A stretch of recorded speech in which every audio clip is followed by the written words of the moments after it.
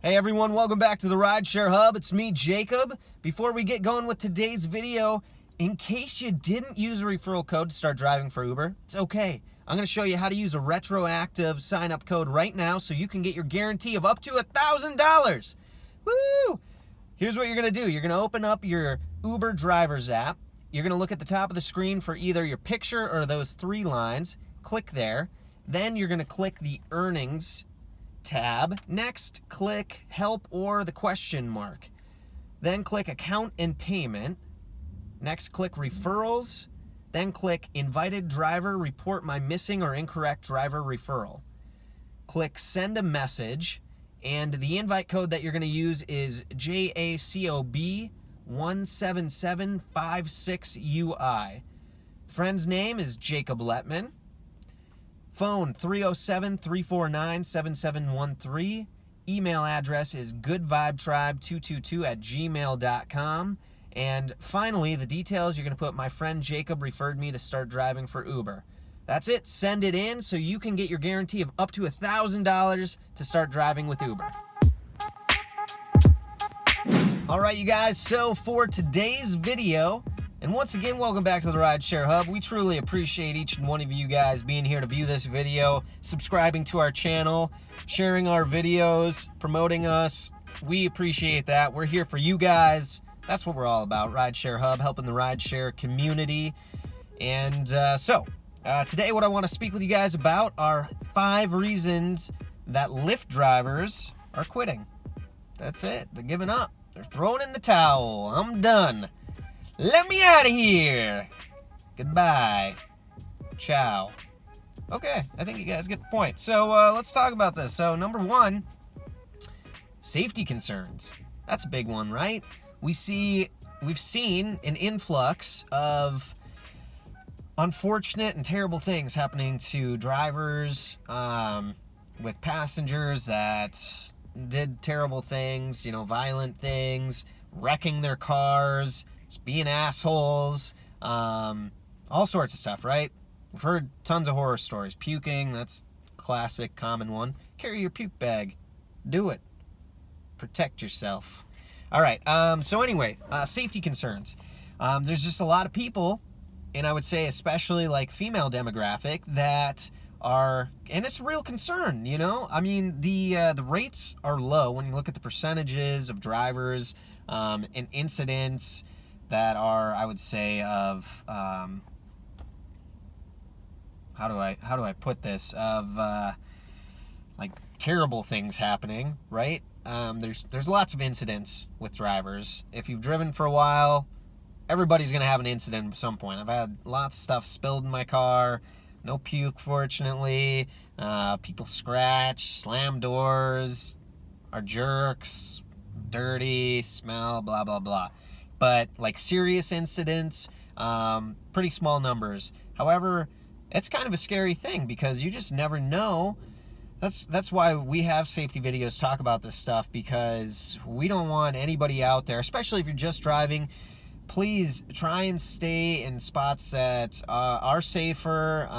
Don't drive too late. Don't get in over your head. Don't make decisions just because you need to make some extra money Friday, Saturday night. Don't drive till 4 in the morning and take that ride request in an area that you don't know very well. Just don't do it. I've done it. It gets sketchy sometimes.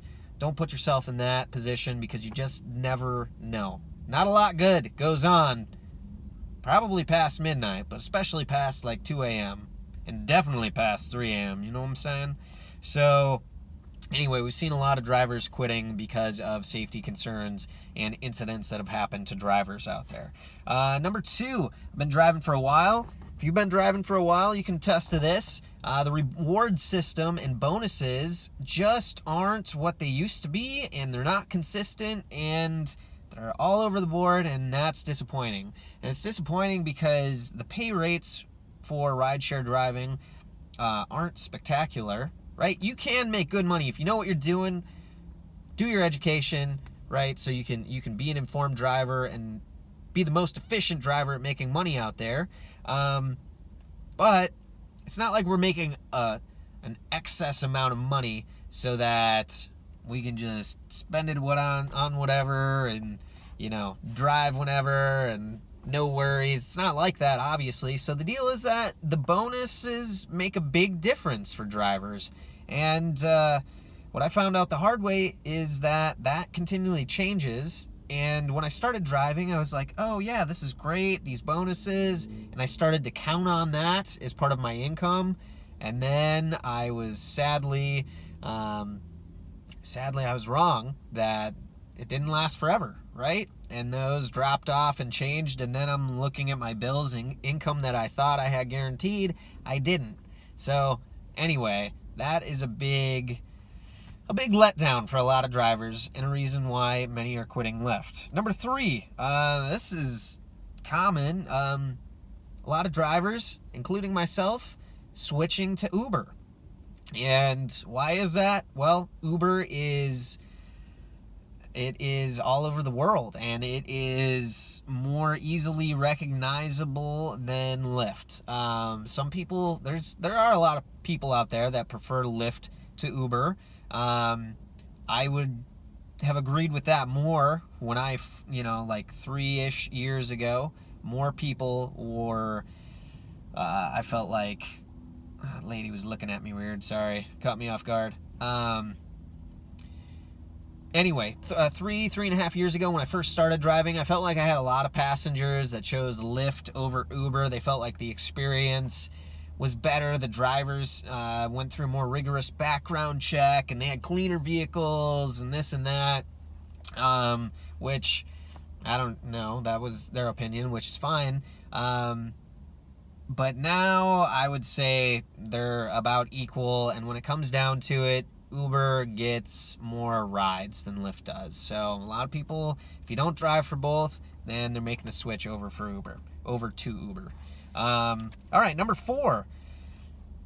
Yeah, makes sense. A lot of people quitting Lyft because too many miles on their vehicle. And, here's my thing about this. Someone will, at some point, figure out a system to do this better.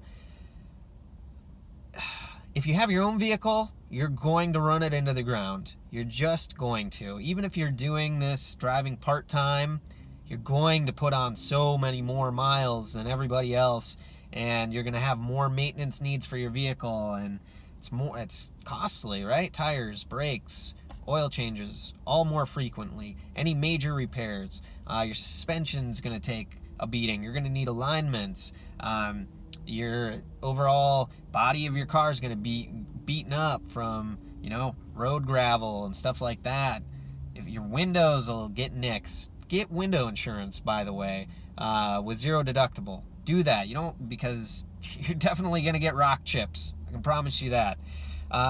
Anyway, putting on too many miles on their vehicle, and people get into this issue, drivers that I speak to, where they're like, dang, I'm at this point, like I could use the money and I don't mind doing the work, but when it comes down to it, I have to choose my vehicle over making this money with this part-time gig because I have to have a vehicle to transport myself, my family, to other things. Like, if my vehicle goes out and I don't have money to pay for it, I am done. I don't have the option to go and get another vehicle right now. And that's the real reality for a lot of people out there. And I feel for you because I don't have a lot of money in my savings either to be paying for anything major should it happen. Knock on wood, the Mazda's still hanging in there.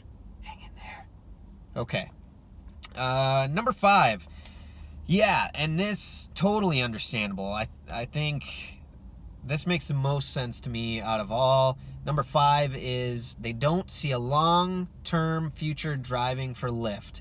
And for a number of reasons, right? We don't know where Lyft is going to be at as far as even like where it's going to fit, rules and regulations, how much it's going to change. We don't know if pay rates are going to stay the same. We don't know about self-driving vehicles. We don't know.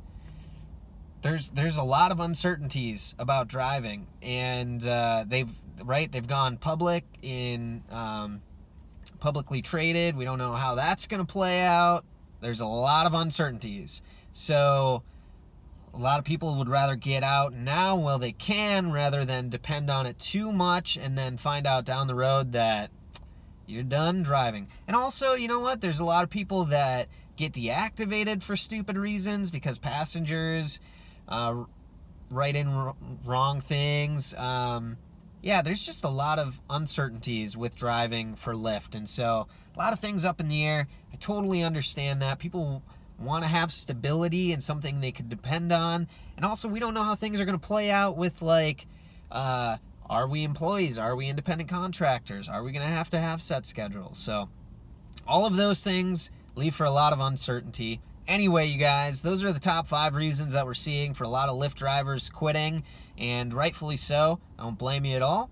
Again, I'm Jacob Letman. This is Rideshare Hub. That's what I got for you guys today. If you have any questions, comments, feedback, anything like that, as always, jump down in the comment section below. Get at me. Let me know what you got.